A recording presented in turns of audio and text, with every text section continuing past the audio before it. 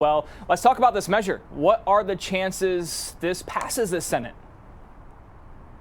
Well, look, there's a chance. But, Brian, in complete honesty, we just don't know where Senator Mitch McConnell stands on this. And even though it's passed the House, and even though President Donald Trump says he would sign a $2,000 stimulus check bill, we just don't know whether or not Republican leadership will allow this to come up for a vote. I expect we will find out more today when Senator Mitch McConnell is approached by reporters here on Capitol Hill in Washington, D.C. So stay tuned, I think, is the best answer as to whether or not this will be upped. We do know that $600 checks are on their way, though, and the IRS, the Department of Treasury, they're hoping, Brian, to get those checks deposited via direct deposit into Americans' bank accounts by Wednesday or Thursday. So there's a chance tomorrow that those making under $75,000 a year will have a few extra bucks in their bank account.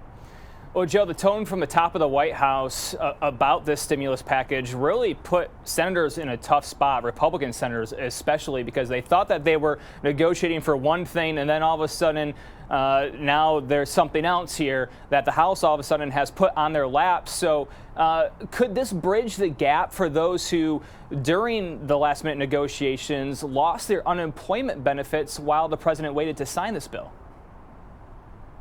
Well, look, I mean, I think you touched on a lot of great points there. There's a lot of conservatives out there who are concerned about the debt, and that's a valid reason, right? I mean, where is this money coming from? It has to be paid for by somebody, at least at some future point in time, and that's why they could only pass $600 stimulus checks the first time. Well, now President Trump comes in kind of at the last minute and says, wait, that is a joke. It should be $2,000. There are some Republican senators, Senator Marco Rubio of Florida, saying overnight that he would vote for $2,000 stimulus checks. But a lot of fiscally conservative Republicans are concerned about the debt. As for those unemployed out there, those bonus unemployment, that bonus unemployment check of $300 a week, it's still unclear when that will actually kick in. Because President Trump waited, that Michigan's unemployment department, states all across the U.S., it's delayed a bit in actually getting that benefit to those who need it. So stay tuned, Brian.